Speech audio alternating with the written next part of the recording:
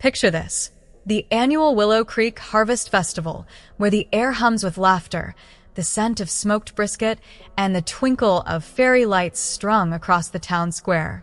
Families gather, kids chase fireflies, and the whole community feels like one big hug. But for Emily Harper, a 29-year-old schoolteacher, this night is about to shatter her world. As the crowd settles for the evening's toasts, her grandmother Clara, the town's beloved matriarch, rises with a champagne flute, her voice cutting through the chatter. "Emily, my dear," she beams, "I've paid off your $15,000 business loan. Every cent. You're free now." The crowd erupts in cheers, neighbors clapping Emily's shoulder, but her heart stops. She blinks, her fork frozen midair, a cold sweat prickling her skin. Business loan? Emily doesn't own a business. She's a third-grade teacher, scraping by on a modest salary, her dreams of opening a tutoring center buried under $55,000 in student debt. The cheers fade to murmurs as her confusion ripples through the crowd. Something's wrong, terribly wrong.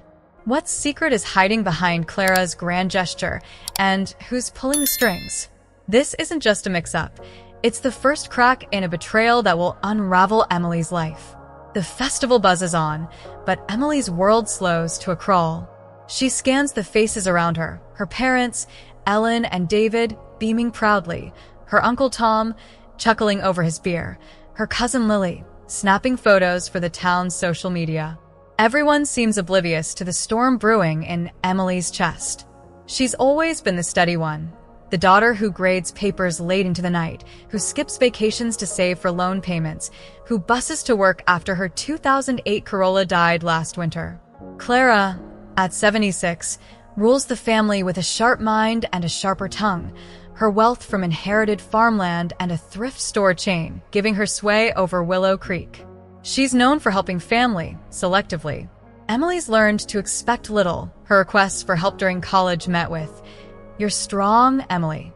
You'll manage." So why this loan? Why now? As Emily's mind races, the crowd parts, and her cousin Sophie breezes in, 26 and radiant, her designer scarf catching the light. She's late, as always, but her arrival feels staged, deliberate. Sophie's the family's golden girl, charismatic, carefree, always landing on her feet with Clara's help. Emily catches a glint in Sophie's hand, a key fob, shiny and new, with a dealership logo.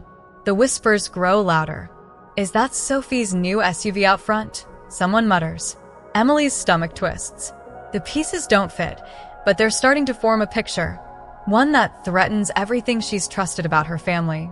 Clara's smile falters as Emily's voice cuts through, shaky but clear. "Grandma, I don't have a business. I don't have a loan." The square falls silent, forks clinking awkwardly. Clara's eyes dart to Sophie, who freezes, her charm replaced by a flicker of panic. Emily's mother, Ellen, coughs, her napkin trembling. The crowd leans in, sensing drama. What's Sophie hiding? Has Clara been deceived, or is she part of something bigger? Emily's heart pounds. She's not just confused. She's exposed, standing alone in a spotlight of betrayal. The festival's warmth fades, replaced by a chill that whispers of secrets long buried. This night, meant for celebration, is only the beginning of a truth that will test Emily's strength and rewrite her family story. The weight of 200 eyes presses on Emily. She grips the edge of the picnic table, her knuckles white.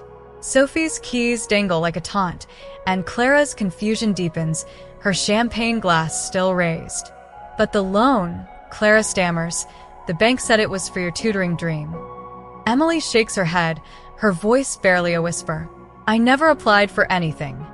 A neighbor gasps. Lily lowers her phone, her live stream capturing every 10th second. The festival's joy curdles into a spectacle, and Emily knows this moment will haunt Willow Creek's gossip for years. What loan? Whose name is on it? And why does Sophie's smirk flicker with something darker? Guilt or defiance? As Emily stands, her chair scraping the ground, she feels the ground shift beneath her. This isn't just a mistake.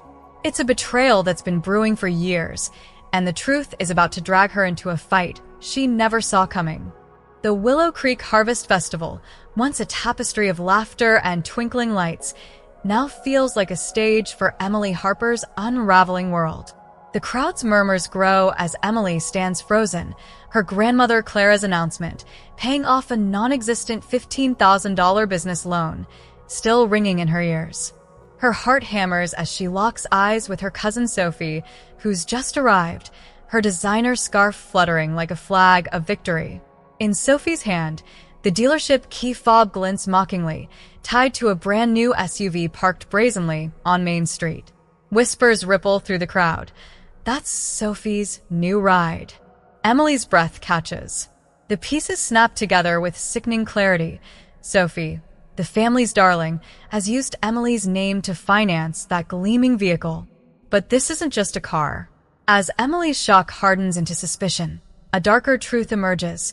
Sophie's betrayal stretches far beyond this moment, a web of deception spun over years, threatening to entangle everything Emily holds dear. Sophie's entrance was no accident. She saunters through the festival, her smile practiced, but Emily catches a flicker of unease in her cousin's eyes as the crowd's attention shifts. Sophie, 26, has always been the sun around which the family orbits, her art school tuition paid by Clara, her rent covered during rough patches, her charm smoothing over every misstep. Emily, meanwhile, has been the shadow, grading papers until midnight, busing to Willow Creek Elementary after her Corolla's engine gave out, her $55,000 student debt a constant weight. Clara's favoritism was no secret, but this feels personal, calculated.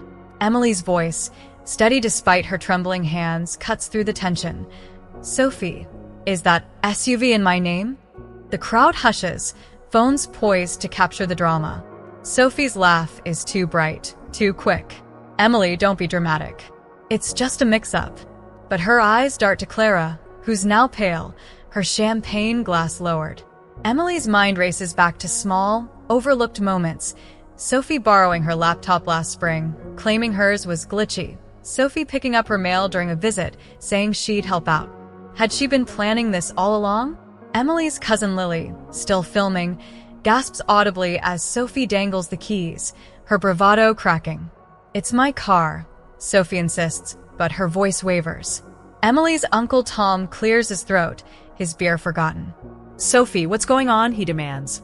The crowd leans closer, the festival's warmth replaced by a voyeuristic thrill. Emily's mother, Ellen, grips her husband David's arm, her eyes pleading for this to be a mistake. But Emily knows better. Her credit monitoring app, unchecked for months, looms in her mind. She pulls out her phone, hands shaking, and logs in. The screen loads, and there it is, an auto loan, $15,000, opened 45 days ago, with Sophie's SUV listed as collateral. The crowd's murmurs swell into a chorus of shock. But it's worse than Emily feared. As she scrolls, her heart sinks. 2 credit cards, maxed at $8,000 combined, a personal loan for home renovations she never made. Nearly $30,000 in debt, all in her name, all tied to Sophie's carefree lifestyle. The festival fades to a blur as Emily's world narrows to this betrayal. Sophie's voice, now defensive, cuts through. I was going to fix it, Em. My credit shot, but yours is perfect. I just needed a boost. A boost? Emily's rage simmers, but she holds it back, her teacher's calm masking the storm inside. Clara steps forward, her matriarch's authority fraying. Sophie, did you use Emily's name without her knowledge? Sophie's silence is damning, her eyes dropping to the ground. The crowd's gasps turn to whispers of fraud, and how could she?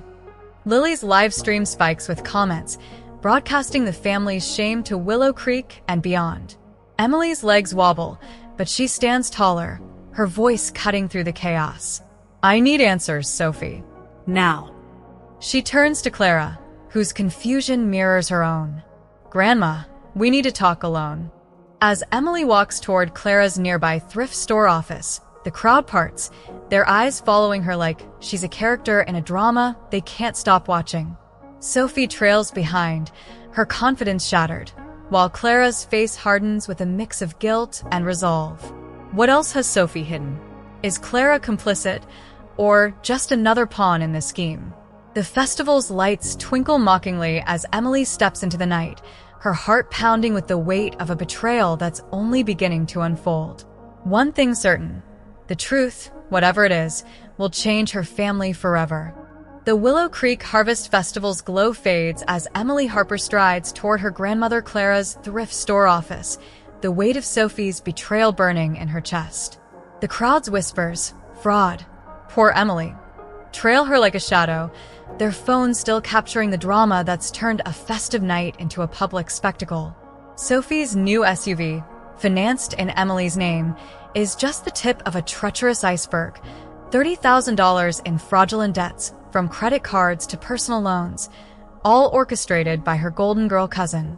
As Emily crosses the town square, the sting of Sophie's deception merges with a deeper wound, one carved by years of family favoritism that left Emily struggling while Sophie basked in Clara's generosity. This isn't just about money. It's about a family dynamic that's favored one cousin's charm over Emily's quiet sacrifice, setting the stage for a betrayal that's as personal as it is criminal. What drove Sophie to cross this line, and how far back does this imbalance go? Emily, a 29-year-old third-grade teacher, has always been the steady hand in the Harper family. Her nights are spent grading papers, her weekends tutoring to chip away at $55,000 in student loans. When her 2008 Corolla died last winter, she took the bus to Willow Creek Elementary, her pride swallowing the inconvenience. Clara, the family's 76-year-old matriarch, never offered help. Not for Emily's college tuition, not for her broken car. "You're strong, Emily," Clara would say, her voice warm but firm. "You'll find a way." Meanwhile, Sophie, 26 and effortlessly charismatic, glided through life on Clara's dime. Art school tuition? Paid. Rent during tough months? Covered. A new laptop for her freelance graphic design gigs? A graduation gift from Clara's thrift store profits and farmland inheritance. Sophie's charm was her currency, and Clara was her biggest investor. This favoritism wasn't new. Growing up, Emily got secondhand textbooks while Sophie had private art lessons. Emily's high school graduation gift was a $50 bookstore voucher. Sophie got a European backpacking trip. Emily's parents, Ellen and David, tried to bridge the gap, but their modest income as a librarian and carpenter couldn't match Clara's selective generosity. Emily internalized it, working harder, staying silent, believing her effort would earn her place. But tonight, as she clutches her phone showing Sophie's fraudulent accounts, that belief crumbles. Sophie didn't just borrow Emily's identity. She exploited a family system that always put her first, assuming Emily's reliability meant she didn't need support. As they reach Clara's office, the festival's music a distant hum. Emily's mind flashes to childhood memories. Sophie's dazzling smile at family dinners, Clara's proud nods at her art shows, while Emily's academic awards were met with polite claps. The imbalance festered, unnoticed by most, until Sophie's greed turned it into a crime. Clara unlocks the office, her face etched with unease, while Sophie trails behind, her designer scarf now a limp reminder of her stolen lifestyle. Inside, the air is heavy with the scent of old books and Clara's lavender perfume. Emily's Uncle Tom, who followed them, mutters, "This better be a mistake, Sophie." But Emily knows it's not. Her credit app, still open on her phone, screams the truth. Sophie's been living large on Emily's good name, her $30,000 fraud a betrayal built on years of entitlement. Emily's voice, calm but sharp, breaks the silence. "How long, Sophie? How long have you been using my name?" Sophie fidgets, her eyes avoiding Emily's. "It wasn't supposed to go this far," she mumbles, but her words lack conviction. Clara, usually commanding, looks shaken, her hands gripping the desk. "I trusted you, Sophie," she says, her voice low. "I gave you everything." The accusation hangs, but Emily feels it too. Clara's favoritism created a monster. Sophie's not just a thief. She's a product of a family that rewarded her charm over Emily's grit. The office door creaks, and Emily's cousin Lily slips in, her phone still recording, whispering, "This is unreal." The stakes climb higher. What else has Sophie hidden? Is Clara's trust in her granddaughter blinding her to a deeper scheme? Emily's heart races, knowing this confrontation will unearth more than just a car loan. The family she thought she knew is unraveling, and the truth, whatever it holds, will demand a reckoning. The air inside Clara's thrift store office feels thick, charged with the weight of betrayal as Emily Harper stands face to face with her cousin Sophie. The Willow Creek Harvest Festival hums faintly outside, its joy a cruel contrast to the storm brewing within these walls. Emily's phone, gripped tightly, displays damning evidence. $30,000 in fraudulent debts, credit cards, a personal loan, and a $15,000 auto loan for Sophie's gleaming SUV, all in Emily's name. Sophie's designer scarf hangs limp, her usual charisma drowned by the truth. Emily, the overlooked schoolteacher who spent years grinding through $55,000 in student debt, feels the sting of Sophie's entitlement, fueled by years of Clara's favoritism. But as Emily demands answers, a chilling clue surfaces, hinting that Sophie's deception might hide an even darker secret, pulling the family deeper into a web of lies that threatens to unravel everything. Clara, the 76-year-old matriarch, sits behind her oak desk, her usual authority shaken. Her thrift store empire and farmland wealth have long shaped the family, but her blind spot for Sophie's charm has led to this moment. Emily's Uncle Tom, leaning against a bookshelf, glares at Sophie, while cousin Lily hovers near the door, her phone discreetly recording. "How long, Sophie?" Emily repeats, her voice steady despite the rage simmering beneath. How many times did you use my name?" Sophie shifts uncomfortably, her eyes darting to a stack of papers on Clara's desk. "It was just the car," she mutters, but her fingers twitch, betraying her. Emily's not buying it. She opens her credit app, scrolling past the auto loan to find 2 credit cards, $8,000 maxed out on luxury purchases, and a $7,000 loan for home renovations Emily never made. Just the car? Emily snaps, holding up the screen. The room tenses, Lily's gasp barely audible. Sophie's facade cracks. "Okay, fine," she says, her voice sharp with defiance. "I used your credit a few times. My score was trashed after some bad decisions, and you've always had it together. I was going to pay it back." Her words are a slap. Excuses, not remorse. Clara's face hardens, her hands trembling as she pulls a folder from her desk. "Sophie, I gave you everything, rent, tuition, second chances. Is this true?" Sophie's silence is deafening, her eyes fixed on the floor. Emily's mind races, replaying moments when Sophie had access, borrowing her laptop, rifling through her mail during a friendly visit last summer. Had Sophie been planning this for years? The thought sends a shiver down her spine, but something else catches her eye, a faded bank statement peeking from Clara's folder, dated 5 years ago, with Emily's name on it. "What's that?" Emily asks, pointing. Clara hesitates, then slides the document over. It's a withdrawal slip for $10,000 from an account Emily never opened, signed with a signature eerily close to hers, but with a telltale flourish she'd never use. "This isn't mine," Emily whispers, her voice shaking. The room feels smaller, the walls closing in. 5 years. Sophie's fraud didn't start with the SUV. It's been a slow, deliberate theft, hidden under the family's nose. Tom steps forward, his voice low. "Sophie, did you forge her signature?" Sophie's eyes well up, but her jaw tightens. "I was in trouble, okay? I didn't think she'd notice." The audacity hits Emily like a punch. She's been drowning in debt, taking buses to work, while Sophie lived lavishly on stolen funds. Lily, still filming, mutters, "This is insane." The word insane doesn't cover it. Emily's heart pounds as she pieces together the scope of Sophie's betrayal. But that bank statement, why does Clara have it?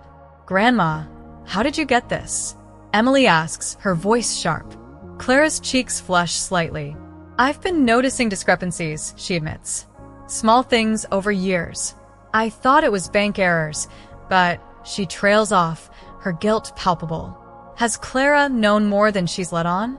The question hangs, unanswered, as Sophie's gaze flickers to the folder again, a flash of fear crossing her face.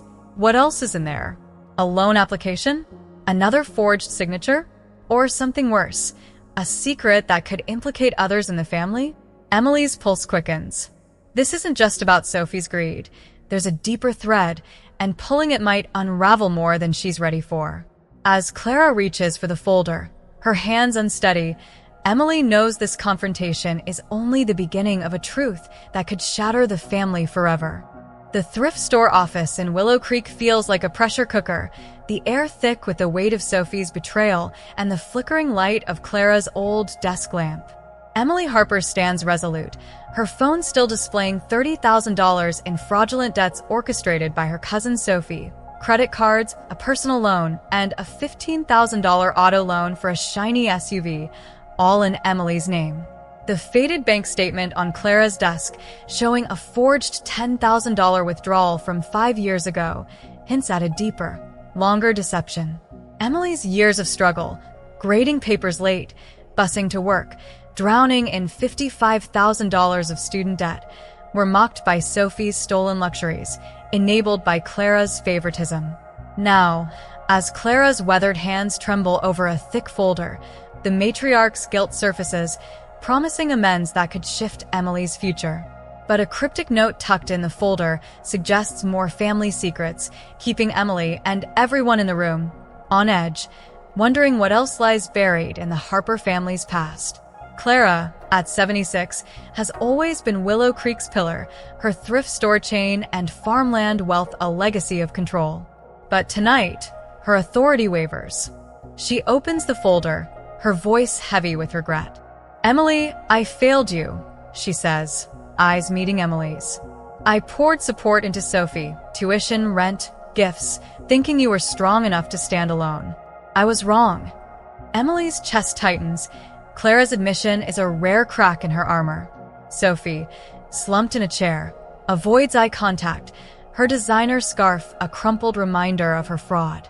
Uncle Tom, arms crossed, mutters, "This better be good, Clara." Cousin Lily, still discreetly filming, leans closer, her phone catching every word. Clara pulls out a legal document, its pages crisp and official. "I've consulted my financial advisor, Margaret Cole," she says. "This is a restitution plan." The document outlines a staggering offer. Clara is transferring her downtown commercial property, a 2-story building worth $400,000, generating $2,500 monthly rent, to Emily, effective immediately. Sophie will repay the $30,000 in fraudulent debts over 5 years, with $500 monthly payments to a secure account in Emily's name. The SUV will be sold, proceeds applied to the debt. Emily's breath catches. The property could erase her student loans, give her stability she's never known. But her eyes snag on a handwritten note tucked in the folder, in Clara's sharp script. Check Sophie's old bank records, possible third-party involvement. Third party? Emily's pulse quickens. Was someone else helping Sophie? A friend? A family member? The question gnaws, amplifying the room's tension. "Grandma, what's this note?" Emily asks, holding it up. Clara's face tightens. "I found irregularities in Sophie's accounts," she says carefully. "Payments to an unknown name, possibly a contact at the bank. I'm still investigating." Sophie's head snaps up, her eyes wide with panic. "That's nothing," she blurts. Too fast. Emily's stomach twists. Sophie's hiding more. Tom steps closer, his voice low. "Sophie, who else is involved?" Sophie's silence is a confession, her fingers twisting the scarf. Lily's camera zooms in, the live stream chat exploding with speculation. Clara presses on, her voice firm. "Emily, the property is yours, no strings. It's not just about the money Sophie took. It's about the years I let you struggle while I propped her up." Emily scans the document, her teacher's precision noting every detail. The restitution plan includes a notarized confession from Sophie, detailed enough for legal action if Emily chooses. It's a lifeline, but the cryptic note lingers like a shadow. Who's the third party? Could Clara's investigation uncover more betrayals? Emily's parents, Ellen and David, sit silently across the room, their faces etched with shame for not noticing Sophie's actions. "I didn't know," Ellen whispers, her voice breaking. Emily nods, but the hurt runs deep. Her family's blindness let this fester. Sophie's voice, small and shaky, breaks the silence. "I'll sign everything, Em. I swear I'll pay it back." But her eyes dart to the folder again, betraying fear of what else Clara might find. Emily clutches the document, her mind racing. The property is a game changer, but the note hints at a larger conspiracy. Is Sophie protecting someone?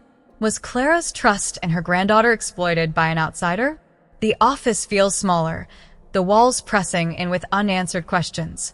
As Clara slides the folder toward Emily, saying, "Take this, you'll need it," Emily knows this restitution is only the beginning. The family secrets are far from uncovered, and whatever lies in those bank records could redefine everything she thought she knew about trust, loyalty, and the price of truth.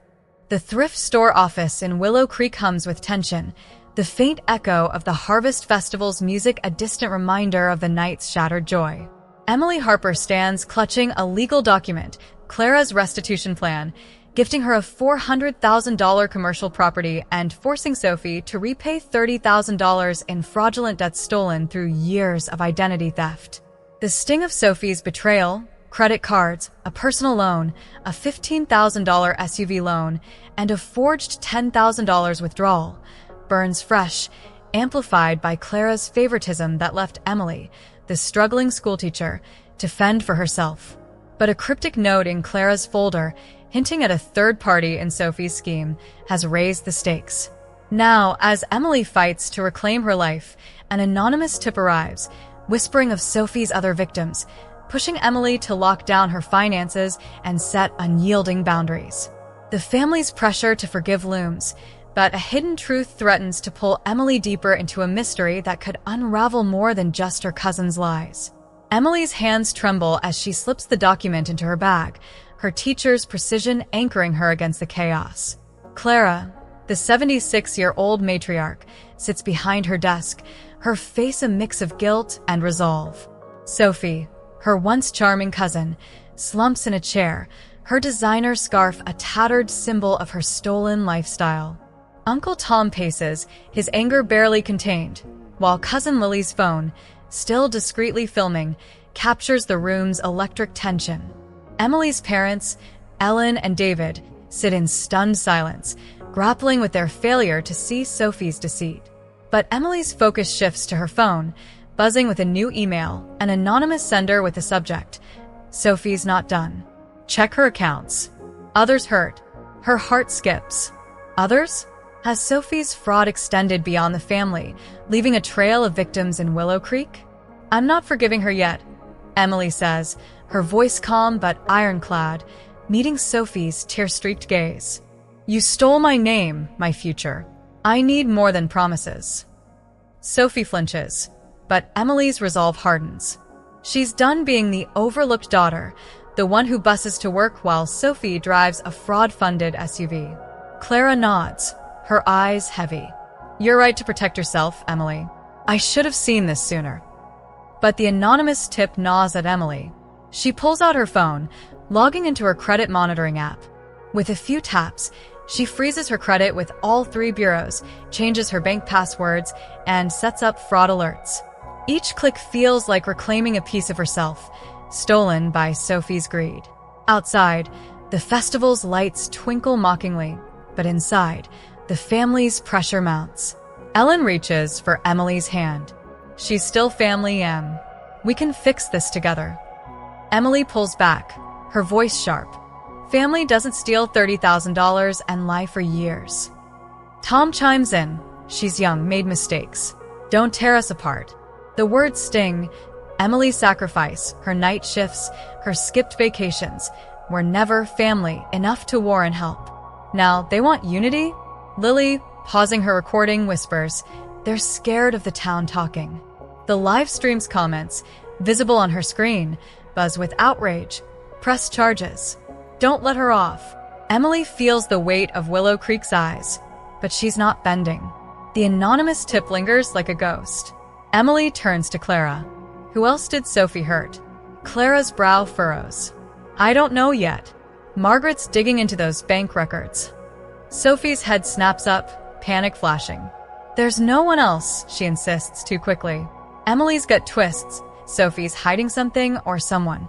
The note mentioned a third party. Could it be a bank insider, a friend, or worse, another relative? Emily's mind races to her cousin Mark, Sophie's occasional partner in crime at family gatherings. Is he involved? She pushes the thought aside, focusing on protection. She drafts dispute letters for the credit bureaus, her pen steady despite her racing heart.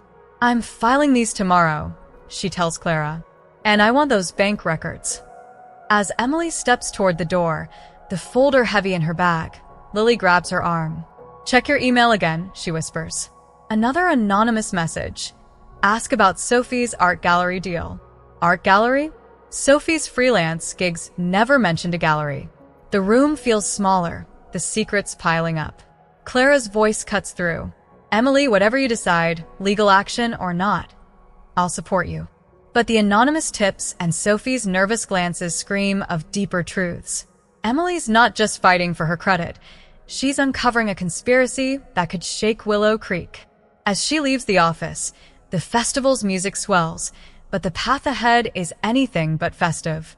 What's Sophie hiding, and who's helping her keep it buried?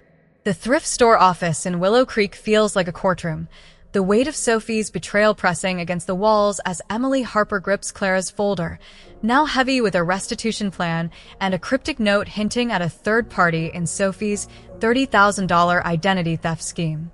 The Harvest Festival's distant music mocks the shattered family gathered here. Clara, the guilt-ridden matriarch. Sophie, her charm stripped bare. Uncle Tom, fuming. Cousin Lily, filming discreetly. And Emily's parents, Ellen and David, silent in their shame. Emily, the schoolteacher who scraped by under $55,000 in student debt, has locked down her finances and set firm boundaries, refusing to bow to pleas for quick forgiveness.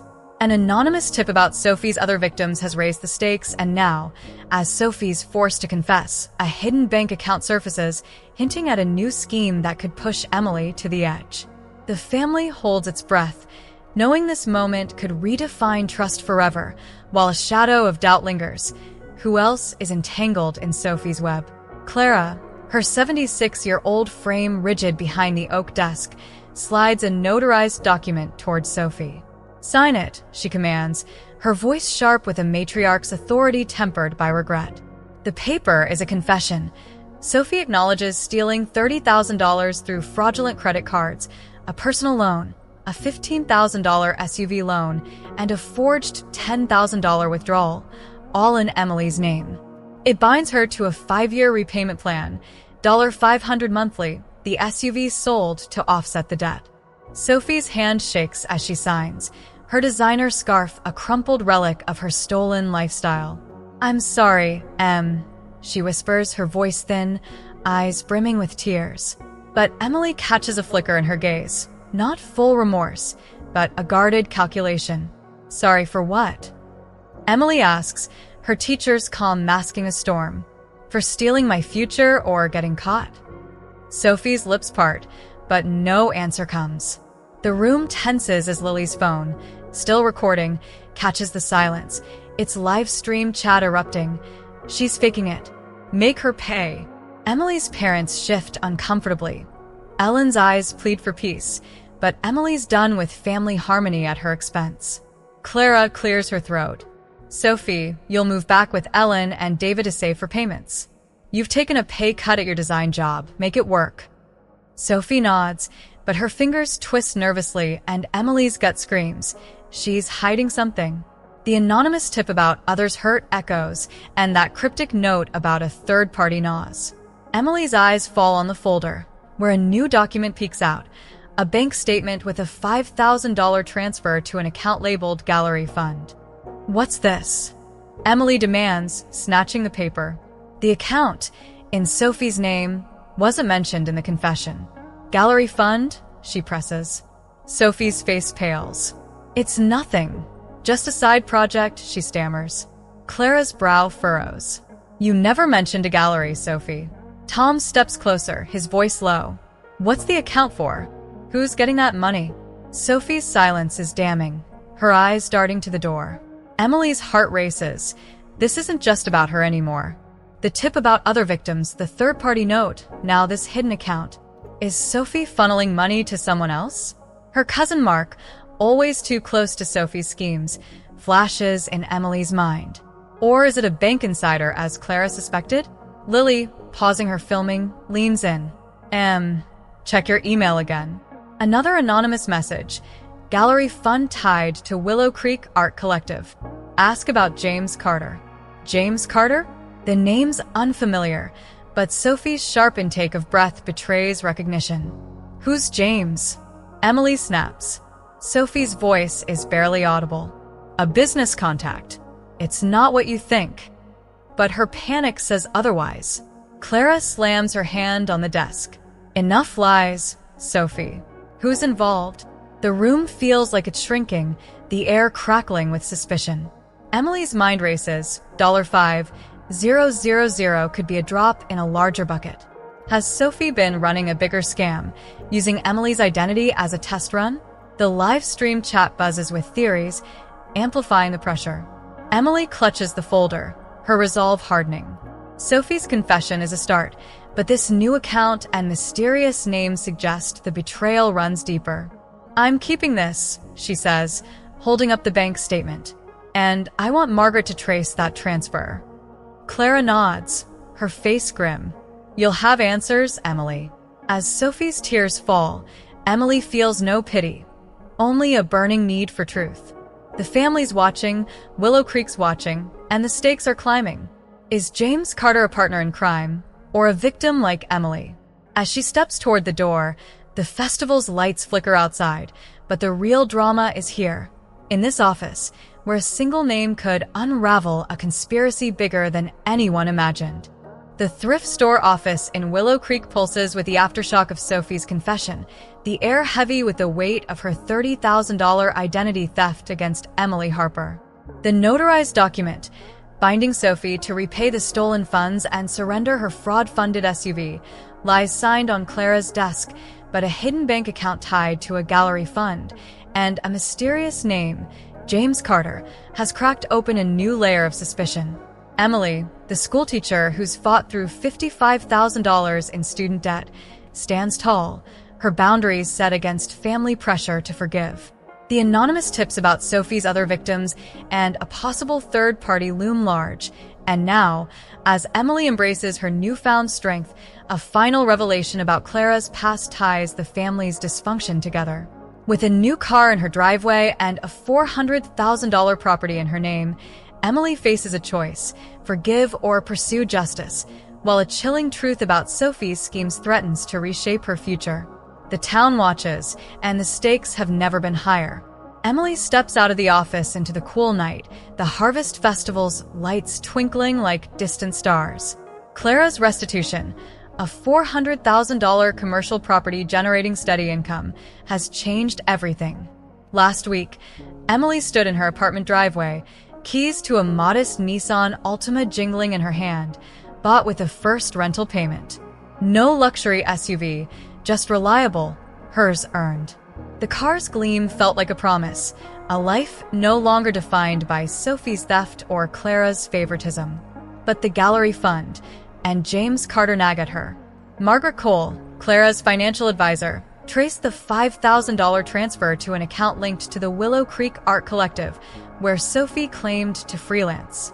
James Carter, a shadowy figure, was listed as a co-signer. Was he a partner in Sophie's fraud, or another victim? Emily's heart races. Her fight isn't over.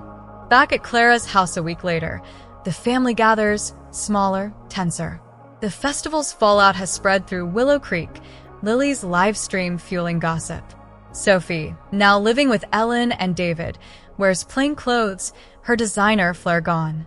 She's taken a demotion at her design job, her payments to Emily arriving on time, but her eyes avoid Emily's, hinting at secrets unconfessed. Clara, her face lined with resolve, pulls Emily aside, handing her a faded journal. "This was my mother's," Clara says softly. "Read it." Inside, entries reveal Clara's mother, Agnes, a cold matriarch who played favorites, pitting siblings against each other with money and praise. "I swore I'd be different," Clara admits, her voice breaking. "But I repeated her mistakes, favoring Sophie's charm over your strength." The journal ties the past to the present. Sophie's entitlement mirrors Agnes's manipulations, a cycle Clara failed to break. Emily's throat tightens. Clara's confession isn't just about guilt. It's a warning. Sophie's not just a thief. She's a product of a family pattern that rewarded flash over substance. But Emily's different. She's paid off $10,000 of her student loans with the property income, switched today's shifts at school, and even splurged on a new coat, small victories that feel monumental. The journal's weight in her hands grounds her. She's not Agnes's pawn or Clara's oversight. She's Emily, who stood up to betrayal and claimed her worth. Lily, ever supportive, texts her. Margaret found Carter. He's a bank teller, possibly bribed by Sophie.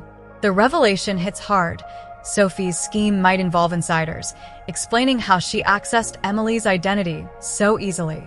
At the gathering, Sophie speaks, her voice small. "I'm trying, Em. Therapy's helping me see why I did it." Emily nods but holds firm.